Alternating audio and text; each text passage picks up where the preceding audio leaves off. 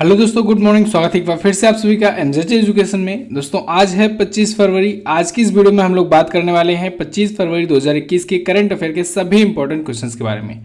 पूरी वीडियो ध्यान से देखिएगा। वीडियो अगर पसंद आए वीडियो को लाइक और शेयर जरूर कर दीजिएगा। और अगर आपने अभी तक चैनल को सब्सक्राइब नहीं किया है तो चैनल को सब्सक्राइब कीजिए, बेल आइकन को प्रेस कीजिए और डेली वीडियोज का नोटिफिकेशन पाइए। चलिए बात करते हैं दोस्तों हम लोग लास्ट डे के क्वेश्चंस की। लास्ट डे का हमारा पहला क्वेश्चन था, विश्व चिंतन दिवस कब मनाया जाता है? तो ये मनाया जाता है 22 फरवरी को।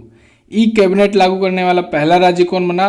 तो ई कैबिनेट लागू करने वाला पहला राज्य बना दोस्तों हिमाचल प्रदेश। और वहीं अभी पहला पेपरलेस बजट पास करने वाला पहला राज्य बना उत्तर प्रदेश। इन दोनों ही क्वेश्चंस के बारे में काफी लोगों ने बहुत ही अच्छे से डिटेल में एक्सप्लेनेशन के साथ आंसर किया है। आप सभी लोगों से रिक्वेस्ट है दोस्तों, आप लोग डिटेल में जरूर आंसर किया करो। आप लोग देखिए डिटेल में आंसर करते हो तो बाकी लोग जो आप लोगों के कमेंट्स को पढ़ते हैं उनका बहुत ज़्यादा फायदा हो जाता है। तो आप लोग इसलिए डिटेल में जरूर लिखा करो और आपका रिवीजन भी हो जाता है। चलिए बात करते हैं आज के दिन के पहले क्वेश्चन की। पहला क्वेश्चन है, हाल ही में आरबीआई ने साइबर फ्रॉड पर जागरूकता अभियान के लिए किस पंजाबी रैपर को शामिल किया? तो अभी हाल ही में रिजर्व बैंक ऑफ इंडिया ने दोस्तों साइबर फ्रॉड पर जागरूकता फैलाने के लिए, अवेयरनेस फैलाने के लिए वायरस नाम के एक पंजाबी रैपर को शामिल किया है। ये जो आपको इमेज में दिख रहे हैं यही हैं वायरस।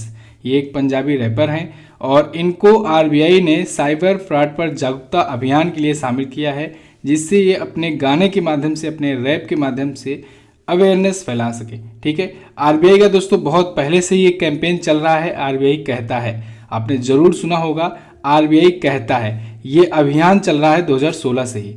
तो आरबीआई कहता है अभियान के तहत दोस्तों होता क्या है, लोगों को साइबर फ्रॉड के बारे में जागरूकता फैलाई जाती है। लोगों को साइबर फ्रॉड से बचने के लिए जागरूक किया जाता है। क्लियर? तो इसी में वायरस नाम के इस पंजाबी रैपर को शामिल किया गया है। अभी दोस्तों आरबीआई चर्चे में इसलिए भी आया था क्योंकि जम्मू कश्मीर में ई कुबेर भुगतान प्रणाली की शुरुआत की गई थी इसके द्वारा। और आरबीआई ने दोस्तों रेपो रेट और रिवर्स रेपो रेट में कोई बदलाव ना करने की घोषणा की थी।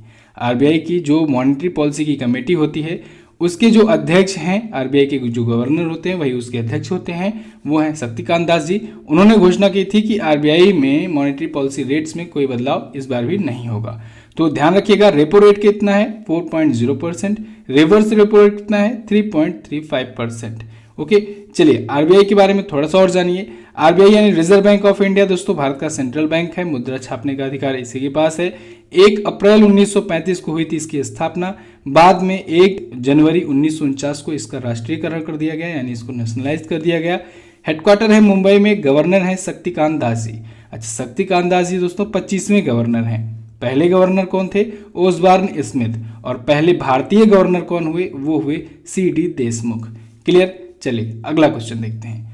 अगला क्वेश्चन है, हाल ही में मध्य प्रदेश में खजुराहो नृत्य महोत्सव का कौन सा संस्करण आयोजित हुआ? तो अभी हाल ही में मध्य प्रदेश में दोस्तों खजुराहो नृत्य महोत्सव का 47वां संस्करण आयोजित हुआ। 47th एडिशन आयोजित हुआ खजुराहो नृत्य महोत्सव का।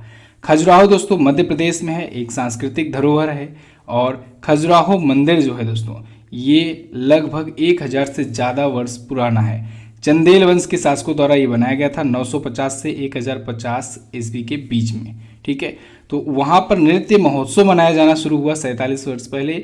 47वां नृत्य महोत्सव ये मनाया गया इस बार। ठीक है, तो वहाँ की संस्कृति विभाग द्वारा ये मनाया जाता है। उस्ताद अलाउद्दीन खान संगीत और कला अकादमी भोपाल के माध्यम से, इन दोनों संस्थाओं के द्वारा मिल करके मनाया जाता है। अच्छा, इस बार के खजुराहो नृत्य महोत्सव में एक और खास बात है।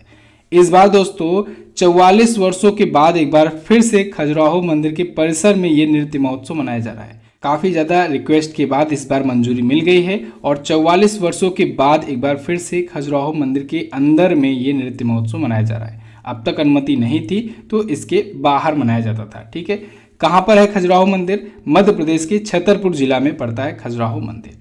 इसे दोस्तों यूनेस्को के विश्व विरासत सूची में भी, यानी वर्ल्ड हेरिटेज साइट में भी घोषित किया जा चुका है, शामिल किया जा चुका है। कब? 1986 में।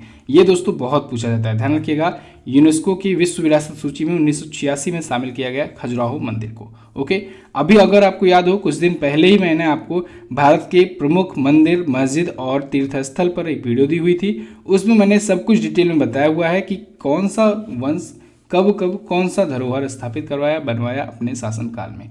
ओके, तो उसको आप लोग जरूर देखिएगा। वीडियो का लिंक भी मैं यहाँ पर आपको दे दूंगा, आप देख सकते हैं। मध्य प्रदेश आया है, मध्य प्रदेश के बारे में जानते हैं। अच्छा, यहाँ पर एक पॉइंट छूट रहा है। प्राचीन काल में खजुराहो को दोस्तों खजूरपुरा और खजूर वाहिका के नाम से जाना जाता था। ये भी हो सकता है आपसे पूछा जाए। चलिए बात करते हैं मध्य प्रदेश की। मध्य प्रदेश देखिए मैप में ये है मध्य प्रदेश। भोपाल यहाँ की राजधानी है। भोपाल से ही आपको भोजताल याद रखना है। भोजताल नाम की झील है मध्य प्रदेश में ही। शिवराज सिंह चौहान दोस्तों बीजेपी पार्टी से यहाँ के हैं चीफ मिनिस्टर। आनंदीबेन पटेल जी ये हैं यहाँ की गवर्नर। इनको एक्स्ट्रा चार्ज मिला हुआ है मध्य प्रदेश का भी। एक्चुअली में ये हैं यूपी की governor. Kanha Kisli national park, Bandhavgarh national park, Pench national park, Panna tiger बिहार, ये है दोस्तों मध्य प्रदेश में। ओके, मध्य प्रदेश हाईकोर्ट की बात करें तो यहाँ के चीफ जस्टिस हैं मोहम्मद रफीक। कौन है? मोहम्मद रफीक जी हैं यहाँ के हाईकोर्ट के चीफ जस्टिस। मध्य प्रदेश अपना बॉर्डर किससे किससे शेयर कर रहा है? ये अपना बॉर्डर दोस्तों महाराष्ट्र से, छत्तीसगढ़ से, उत्तर प्रदेश से, राजस्थान से और गुजरात से अपना बॉर्डर शेयर करता है। क्लियर? मध्य प्रदेश से ही दोस्तों 1 नवंबर सन 2000 को अलग हुआ था छत्तीसगढ़। ठीक है, चलिए। अच्छा, मध्य प्रदेश जीके की ई बुक आप लोग परचेज कर सकते हैं हमारे एमजीटी ऐप पर जा करके। अगर आप एमपी एसआई, एमपी पुलिस और एमपी पीएससी वगैरह के एग्जाम की तैयारी कर रहे हैं और भी एमपी स्टेट से स्पेशल जो भी स्टेट स्पेशल एग्जाम्स होते हैं उनकी अगर प्रिपरेशन कर रहे हैं तो वो ई बुक निश्चित ही हेल्पफुल होने वाली है। क्यों? क्योंकि उसमें एमपी जीके स्पेशल पूरा दिया ही गया है, साथ ही साथ मध्य प्रदेश का पिछले 1 सालों का करंट अफेयर भी दिया गया है।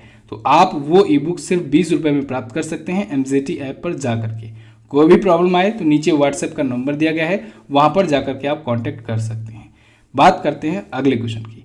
अगला क्वेश्चन है, हाल ही में किस बैंक ने विश्व मानव संसाधन विकास कांग्रेस में सर्वश्रेष्ठ सेवा प्रदाता का पुरस्कार जीता? तो अभी हाल ही में दोस्तों यूनियन बैंक ऑफ इंडिया ने, किसने? यूबीआई ने, यूनियन बैंक ऑफ इंडिया ने दोस्तों विश्व मानव संसाधन विकास कांग्रेस में सर्वश्रेष्ठ सेवा प्रदाता का पुरस्कार जीता है। बेस्ट सर्विस प्रोवाइडर का अवार्ड जीता हुआ है। देखिए, अभी 29वां ग्लोबल एचआरडी कांग्रेस आयोजित हुआ, यानी ह्यूमन रिसोर्स डेवलपमेंट कांग्रेस आयोजित हुआ और उसमें यूनियन बैंक ऑफ इंडिया को ह्यूमन रिसोर्स के लिए सर्वश्रेष्ठ सेवा प्रदाता से सम्मानित किया गया है। इसको साथ ही में दोस्तों सीखने और विकास में उत्कृष्टता के लिए सर्वश्रेष्ठ संस्थान बेस्ट इंस्टीट्यूट से भी सम्मानित किया गया है। कल्याण कुमार जो इसके एचआर के मुख्य महाप्रबंधक हैं, इनको chief human resource officer of the year के रूप में नामित किया गया है। क्लियर? देखिए, अब आया है union bank of India. Union bank of India के बारे में जानिए। इसकी स्थापना दोस्तों हुई 1919 में। मुंबई में इसका हेडक्वार्टर है और राज किरण रॉय जी इसके हैं एमडी और सीईओ।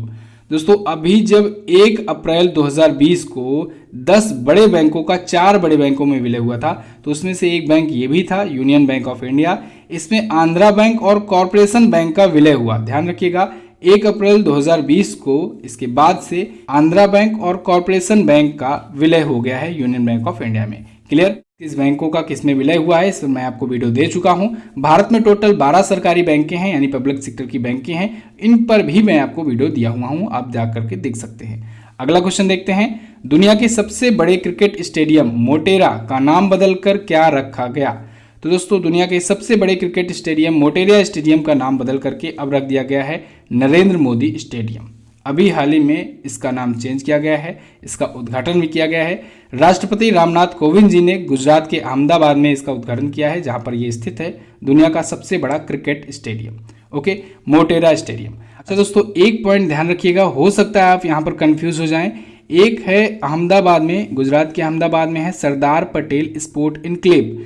अब सरदार पटेल स्पोर्ट इनक्लेव के अंदर में है दोस्तों मोटेरा स्टेडियम, और उस स्टेडियम का केवल नाम चेंज किया गया है, यानी स्टेडियम का नाम नरेंद्र मोदी स्टेडियम किया गया है। बाकी सरदार पटेल जो स्पोर्ट इनक्लेव है उसके अंदर बाकी के स्पोर्ट्स, बाकी के इवेंट्स कराने के लिए वो अभी वही नाम है। ठीक है, तो अगर आपसे पूछा जाए स्टेडियम का नाम क्या किया गया है, तब आप बताएंगे नरेंद्र मोदी स्टेडियम, और इनक्लेव का नाम क्या है तो वो आप बताएंगे Sardar Patel sport enclave. Clear?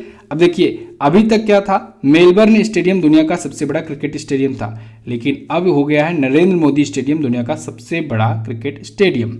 इसका क्षेत्र है 63 एकड़ में ये फैला हुआ है। 1.1 लाख दर्शक जो हैं इसकी क्षमता है, कैपेसिटी है।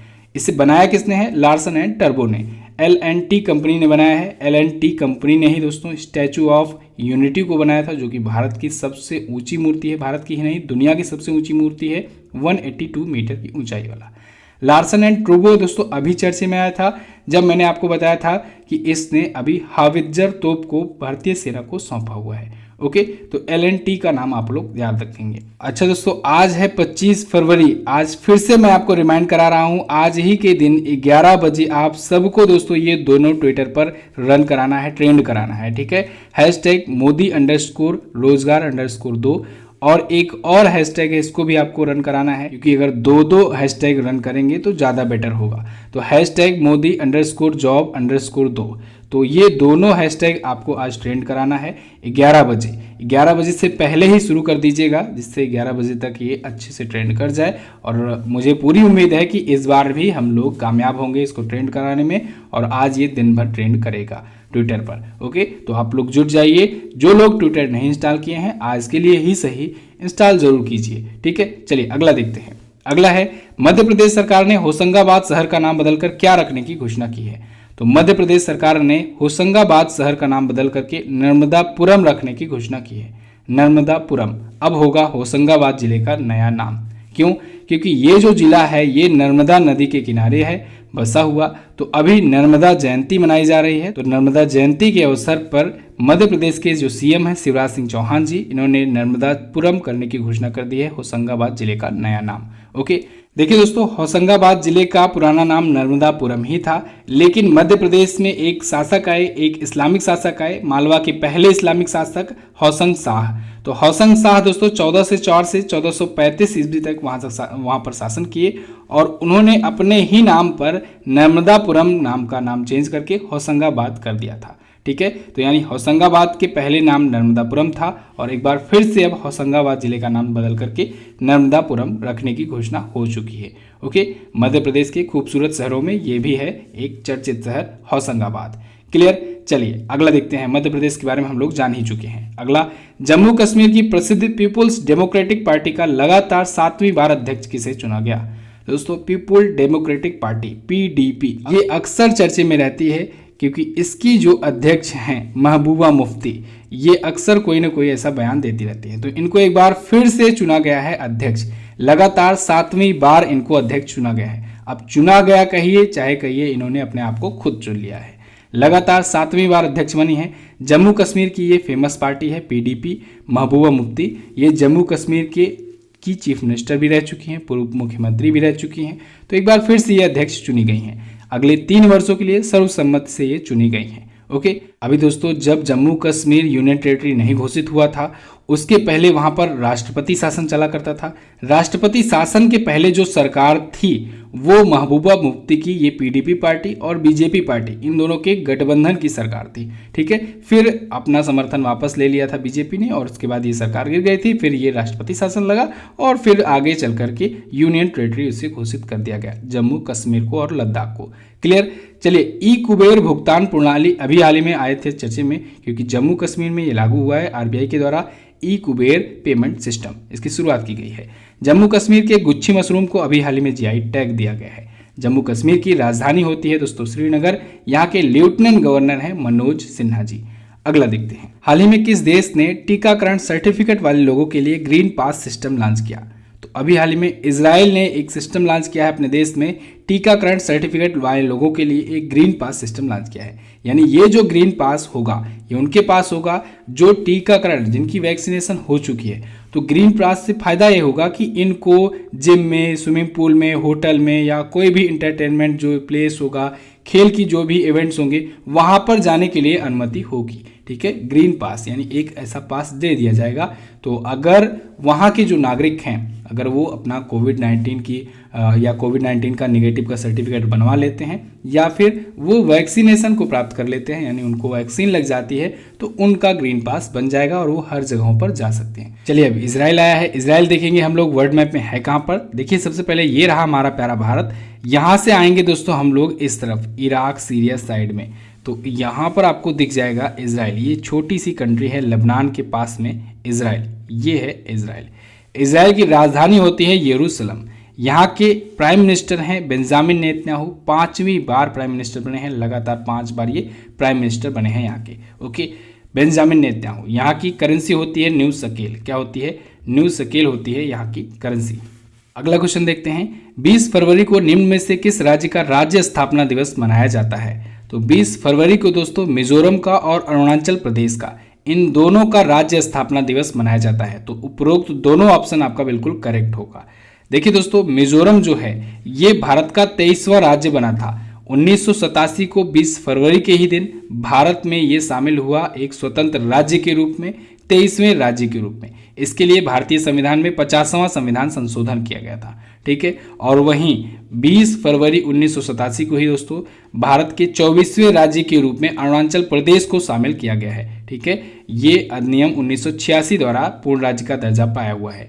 देखिए दोस्तों, 1972 में क्या हुआ कि 1972 में अरुणाचल प्रदेश को यूनियन टेरिटरी घोषित किया गया, यानी यूटी घोषित किया गया, केंद्र शासित प्रदेश घोषित किया गया। इससे पहले अरुणाचल प्रदेश जो था ये नेफा के नाम से जाना जाता था। किस नाम से? नेफा के नाम से। नेफा यानी नॉर्थ ईस्ट फ्रंटियर एजेंसी। ये पूछा जाता है कि निम्न में से किस राज्य का पूर्व नाम या पुराना नाम नेफा था? तो ध्यान रखिएगा, अरुणाचल प्रदेश को नेफा के नाम से जाना जाता था। फिर बाद में इसे यूनियन टेरिटरी घोषित किया गया, उसके बाद इसे संपूर्ण राज्य का दर्जा मिल गया 1987 में, ठीक है। तो 24वां भारत का राज्य कौन सा बना है? अरुणाचल प्रदेश। 23वां भारतीय राज्य कौन बना? मिजोरम। दोनों का ही राज्य स्थापना दिवस कब मनाया जाता है? 20 फरवरी को, ठीक है। अच्छा, अभी 21 जनवरी आया था। 21 जनवरी को दोस्तों 3 राज्यों का राज्य स्थापना दिवस मनाया गया। किसका किसका? मणिपुर, मेघालय और त्रिपुरा। तो 21 जनवरी को मणिपुर, मेघालय और त्रिपुरा का राज्य स्थापना दिवस मनाया गया। इसके बाद आता है 24 जनवरी। 24 जनवरी को दोस्तों उत्तर प्रदेश का राज्य स्थापना दिवस मनाया गया। इसके बाद 25 जनवरी आता है। 25 जनवरी को हिमाचल प्रदेश का राज्य स्थापना दिवस मनाया गया था। तो ये राज्य स्थापना दिवस भी आपको याद रखने चाहिए, ठीक है। उधर बाकी का नवंबर में तो मैं आपको बताया ही हूँ कि 1 नवंबर का आप लोग छत्तीसगढ़ याद रखिएगा। फिर 8 दिन बाद आपको उत्तराखंड का याद रखना है, यानी 1 नवंबर सन 2000 को छत्तीसगढ़ का स्थापना हुआ। फिर 8 दिन बाद 9 नवंबर सन 2000 को उत्तराखंड का राज्य स्थापना दिवस मनाया जाता है। इसके बाद 6 दिन बाद यानी 15 नवंबर सन 2000 को झारखंड अलग हुआ बिहार से और झारखंड का राज्य स्थापना दिवस मनाया जाता है। तो वो 3 दिवस आप लोग वहां से याद रखेंगे। अगला देखेंगे, हाल ही में किसने international press institute of India award 2020 जीता? तो अभी हाल ही में दोस्तों रितिका चोपड़ा ने, किसने? रितिका चोपड़ा ने international press institute of India award 2020 जीता है। रितिका चोपड़ा ये एक रिपोर्टर हैं दोस्तों, पत्रकार हैं। इनको international press institute of India award 2020 से सम्मानित किया गया है पत्रकारिता में इनके उत्कृष्ट योगदान के लिए। इन्होंने दोस्तों जो लोकसभा 2019 का जो चुनाव हुआ था उस टाइम पर जो रिपोर्टिंग हुई थी, चुनाव आयोग का जो भी कामकाज था उस पर जो इन्होंने स्टोरी अपनी लिखी हुई थी, उसके लिए इनको ये अवार्ड दिया गया है। इस पुरस्कार के तहत 2 लाख रुपए मिले हुए हैं, एक ट्रॉफी और प्लस एक सर्टिफिकेट मिला है रितिका चोपड़ा को। अगला देखते हैं, उत्तर प्रदेश सरकार ने किस देश को 20 टन बुद्धा चावल निर्यात करने की घोषणा की है?